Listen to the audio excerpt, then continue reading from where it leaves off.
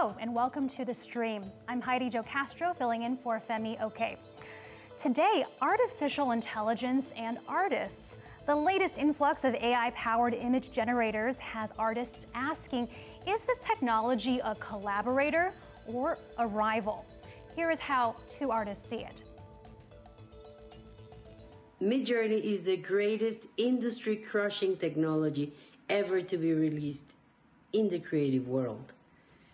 It has become so powerful that at this point it's dangerous for us. With AI, we can create art that are more personal, more expressive, and more profound. I am excited about the endless possibilities AI offers to create something truly unique and innovative. Popular AI image generators can produce seemingly endless amounts of stunning visual art in just a matter of seconds. So where does the technology leave professional artists? Well, programs like Midjourney and Stable Diffusion are trained on data sets made up of billions of images collected online and generally without the knowledge or approval of the artist. Users can then prompt the trained AI to create new artwork, even in the style of a specific artist. Some artists see this as a threat to their jobs and even to their very identities, while others see AI as a powerful new tool to enhance artistic expression and expand human creativity. And with us to talk about this in the U.S. state of North Dakota, we have Shane Balkwich, an artist and photographer. From Ohio, Catherine Elkins, professor of humanities and an AI researcher at Kenyon College. And from Berlin, art photographer Boris Eldogsen, who recently rejected this year's Sony World Photography Prize, which he won, after revealing that his submitted photo was made with the help of AI. Thank you all three for joining us for this really interesting discussion. And Boris, I feel like it is fitting to start with you because what captured my attention and many people around the world were these headlines that came out in April when you won the Sony World Photography contest. We see in The Guardian, photographer admits prize-winning image was AI generated. German artist Boris Eldogsen says entry to Sony World Photography Awards was designed to provoke debate. And of course, this is the photography, if you can call it a photo, which I know is part of the discussion, but that's what we're debating at this moment. Boris, thank you so much for joining us. Tell me more about this entry. Well, it was a test to find out if photo competitions are aware that AI-generated images will be handed in. And they have not been ready for it. And because they have not been ready for it, they had no position on the relationship between AI-generated images and photographies.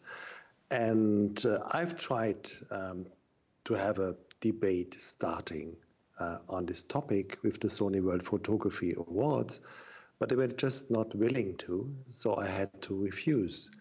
And what started since is much, much bigger than I could have ever expected it to be. And I'm very thankful for the photo community to make it happen. I think it is one that many artists are hoping to have, and for you to be the one to open that can of worms, so to speak, I think it's a good thing.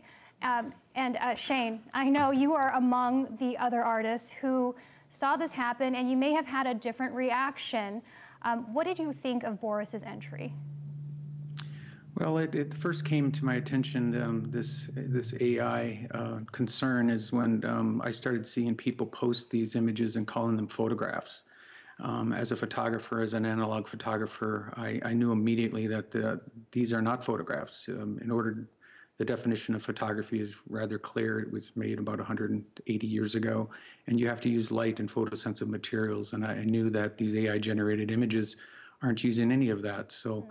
That was my first concern with this, is that I searched on Instagram and I found that there was 178,000 images identifying themselves as photographs, and none of them were photographs.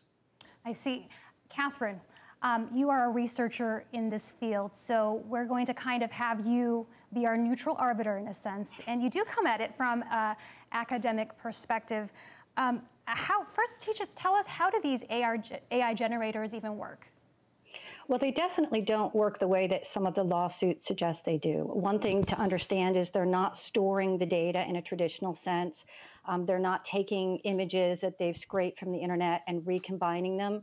So one of the problems with the lawsuits right now is they are using incorrect definitions to describe exactly what's happening. They're based on a diffusion model. The best way to think about it is if you have color and you drop it into a glass of water, it diffuses into that water throughout. These actually start with noise. They start with that diffused process, and then they gradually take away noise to build up an image. This makes all of the controversy very difficult because they're obviously not working in the ways that our copyright laws assume. They're not working through plagiarism or any of those kinds of things. That's right. So they're not actually storing these images, is that right? And I mean, we're talking about like 5 billion images that are scraped from the internet, aren't we? Right. They're not storing it. They are kind of, some people say it's like if I went to an art gallery and I looked at art and then I went home and I painted a picture. Now, some researchers say we shouldn't even be humanizing it. It is not like a human. On the other hand, a group of researchers led by Carlini did find that they could recreate a very, very small percentage of images. So I think they found 0.03 images that they could recreate. People are now calling this a soft database. It's not storing all of these images, but it can very, very rarely actually recreate images. I see. Shane, I want to come to you next because I know you specialize in a form of art that takes hours of laborious labor to accomplish. And we actually have video of you doing this work. How long does it take you to create one image using this wet plate process? When I work on Fridays in my studio, I'm in here about 8 to 10 hours, and I'll make between 8 and 10 plates. So about, maybe if I'm rushed, I can make a plate in about a half hour. So there's a lot of time invested in composition and making sure everything's right. So it is, but we're talking about a historic process that dates back to 1851, and there's less than 1,000 of us in the world that are actually practicing wet plate today. That is very unique. And as an experiment, this is interesting, you posted on your Instagram account, you asked an AI image creator tool to make an image in that style. And it took 10 seconds, you write here, after you put in the prompt to generate this picture. What do you make of that? Yeah, well, it's that prompt. There's very little very little information that needs to be added to the system in order for it to give you a rather elaborate outcome. To talk about what Catherine was talking about is how it uses diffusion and so forth. My argument is that you couldn't get the output without the input. So that color that she was talking about extracting from, it relies on over 5 billion images, including of some other artists. And including some of your own images, from my understanding. Yes. You found some of yours in this data set. Were you ever credited? No, I found over 30 of my Native American works in this database of over 5.8 billion photographs. And so can I argue that the output of one of these AI-generated images, if you ask for a Native American in the wet plate process and it gives you something in 5 seconds, can I argue that some of my work is in there somewhere?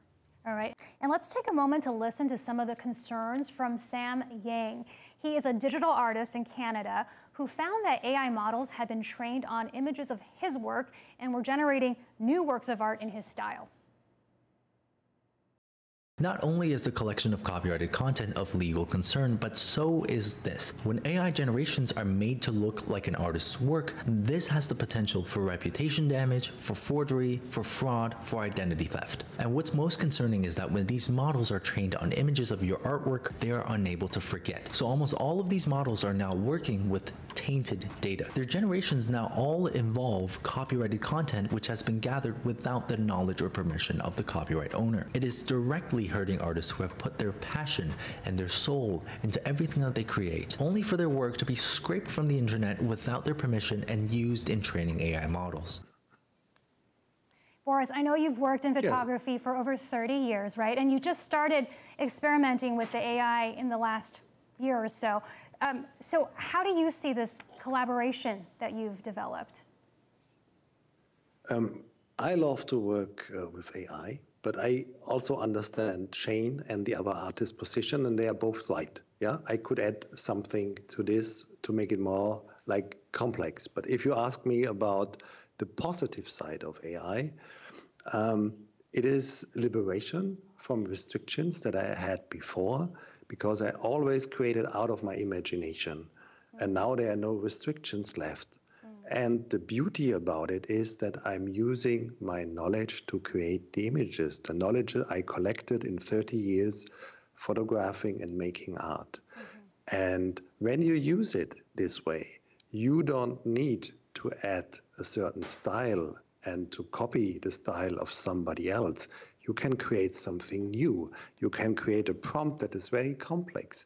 If you have no idea of this, the AI is going to fill in the empty spots and create something that looks good. So the phenomenon we have is that the lower end of image making of people that had no skills before is now lifted to a higher level by the AI, pushing it up. And the professionals... Yes. You mentioned the prompts, Boris, and I think for our viewers who may have never dabbled with AI generating tools, it's interesting just to see what you enter. And I know you sent us an example of what you would tell this AI generator in these topics that I have on my screen here. How much of you is really going into this creation process? Well, you see all the black parts. This is directly relating to my knowledge. But you could also just type in Trump gets arrested. Yeah, it is a subject, and that's it. You don't even mention if it should be a photograph or a painting or a drawing. But if you add all the elements that are possible, you are having the lead, and you are actually, you are creative. It's a creative act. That is certainly a viewpoint that many share. Catherine, you had mentioned the lawsuits that artists who disagree with Boris have filed. And I wanted to first talk about one of those artists, Kelly McKernan, who is a plaintiff in the lawsuit that is against Midjourney, Stable Diffusion, and DreamUp. And they tweeted, AI art is theft. It isn't creative. It's literally regurgitating the work of thousands of living and working human artists like me. Catherine, from your research perspective, is what's happening just a regurgitation of stolen art? Yeah, absolutely not. It would be a lot easier if it were. I think it would be a lot more clear-cut. I agree that it is extremely creative. It's a lot of fun if you use it. I can tell you personally that I teach all my students how to use it, and not all of them create great art. It's a little tricky. It requires skill. It's an iterative process where you revise and keep working on art, and it's a lot of fun. So there is the democratizing aspect that now everybody has this at their disposal to create amazing art. But I do want to say that there are implications for all of us, and it's not just artists who make a living. We have AI that may replace writers. We have AI that may replace coders. So this is really a huge issue. As far as copyright law goes, Catherine, I mean, this is kind of new territory, right? They're trying to, the plaintiffs, in this case, the artists, are trying to argue that style itself merits a copyright. How difficult would it be to prove that?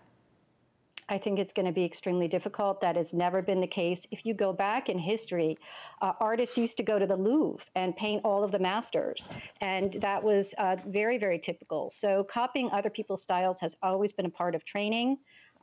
Copyright-wise, I don't think that this is going to hold up. And it's also the case that they just announced in March that they're going to allow copyrighted AI art if we can show that there is, in fact, some human element involved in it. And just exactly how much of that human element is necessary is going to be a question, I think.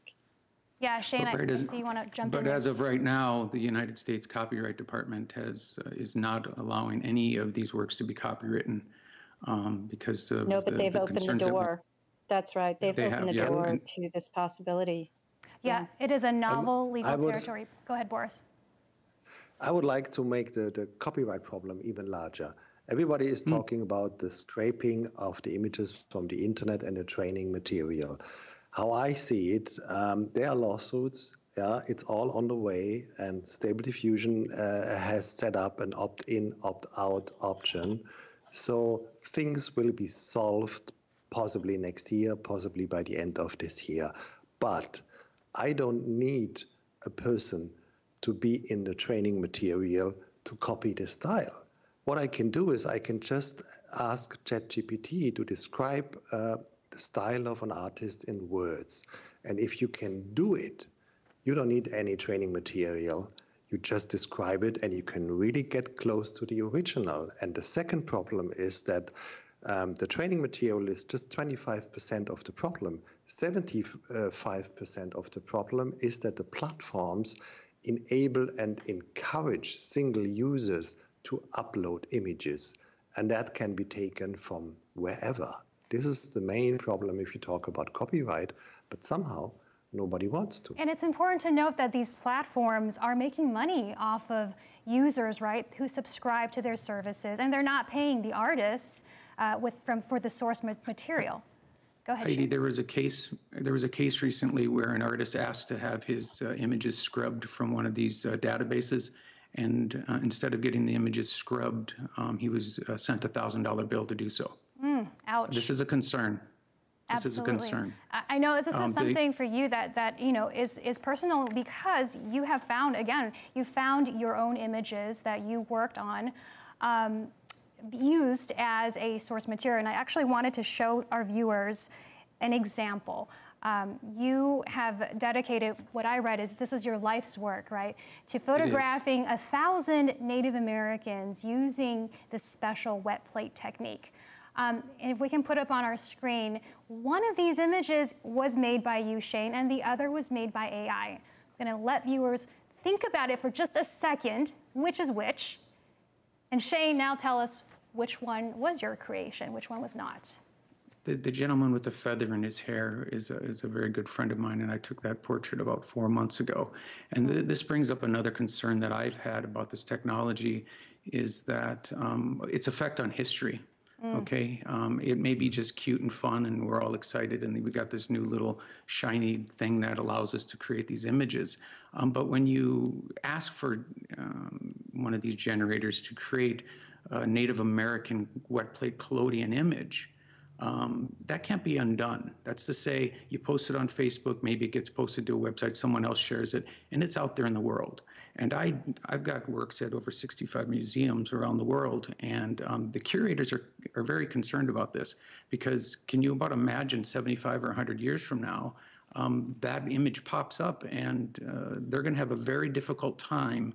And remember, this technology is getting better exponentially.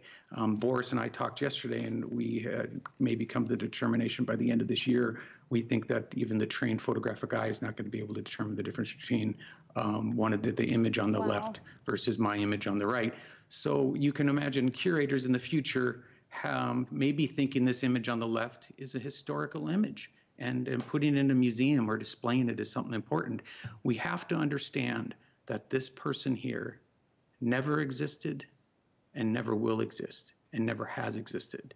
And so what's the point of these portraits? I really want to understand what's the purpose of these portraits.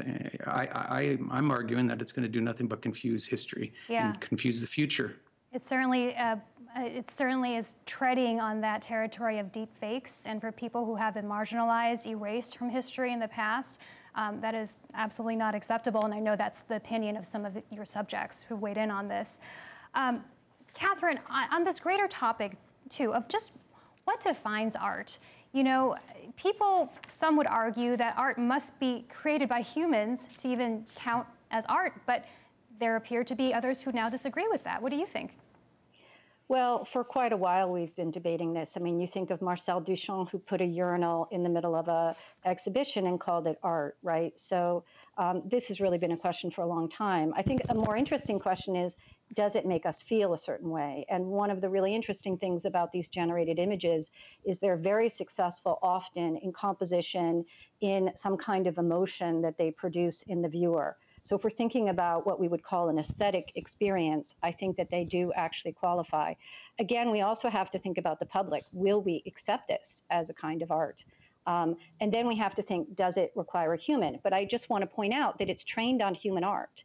So just like ChatGPT that has all of this language, there is a human feel to it because it has learned from human art and it has that human feeling. There is a human element in it. And there's also a surreal element. I wanted to show our viewers interesting use of AI that has been celebrated. This is a Twitter post of the artist Christina Beller, a jewelry designer who made this using Midjourney, as you can see. And also, this is kind of interesting. This is by an artist named Ben Moran, who posted this article. Excuse me, not Ben Moran, excuse me. This was made by Alexander Rebin, who asked a chatbot to describe imagery, to describe an imaginary art piece. And he actually made it in real life. So this is a picture of what he created from the prompt. The sculpture contains a plunger, a toilet plunger, a plunger, a plunger, a plunger, and a plunger. That's what the AI wrote. And of course, this piece is called The Plungers. So he's sort of turning it back on itself, right? We're kind of in this new surreal territory here. It's conceptual art. It's a new way of doing conceptual art. It's fun, yeah. It's easy. I've done it myself. I asked ChatGPT, can you just invent a new art style? And it came up with neuroplastic expressionism and was able to describe it. And then if you transform it into an image via image generators, you have something which is really interesting. It is pushing boundaries, right? It's a field of experimentation, and this is what I like. Yes, and that is a definition. That is one of the definitions of art. Go ahead, Shane. I had another question for Catherine. One of the other concerns that I've thought about is that, one could argue that eventually there will be more of these AI images than real images online. You could theoretically say that. And at some point, these AI generators, and you know more about them than I do, Catherine, are going to be training live. That's to say now they're training on databases that were a couple years old or however long they're dated. They're not actually live online, hooked up to the internet, scrubbing as we go, as we create throughout the day. There's a big difference. Once it goes live, you can about imagine that these AI generators are going to start training on previously generated AI imagery. So we have this cannibalism of previously created AI images, and now we have future AI training on past AI, and I just don't know where that leaves us, Catherine. And Catherine, I'll let you answer that, but I also want to ask you guys a final question of our show because our time's coming to an end. Because this seems like a precarious time to enter the industry for any young artist who are hearing this and asking themselves, will they even have a job? Catherine, you teach those artists, so please, very succinctly, any words of advice, for them? I mean, right now, you still have to have a certain skill to use this well. So I think there is opportunity, but how long that opportunity lasts, I don't know. A bigger concern for me is not retraining on all of this AI-generated art, but the fact that the art is really defined by the training set. And if it's being trained on a lot of Western art, if it thinks that women tend to look a certain way, then we're going to have more and more images produced that way. So when we talk about lost voices, lost images, that certainly will be the case with this kind of art as well. Right. Unfortunately, our time is also coming to an end in this show as we open up this debate, and it's going to carry forward for a long time about what is art, what is AI's contribution, and can it push the boundaries or is it a threat? Thank you so much for watching us on the stream. See you next time.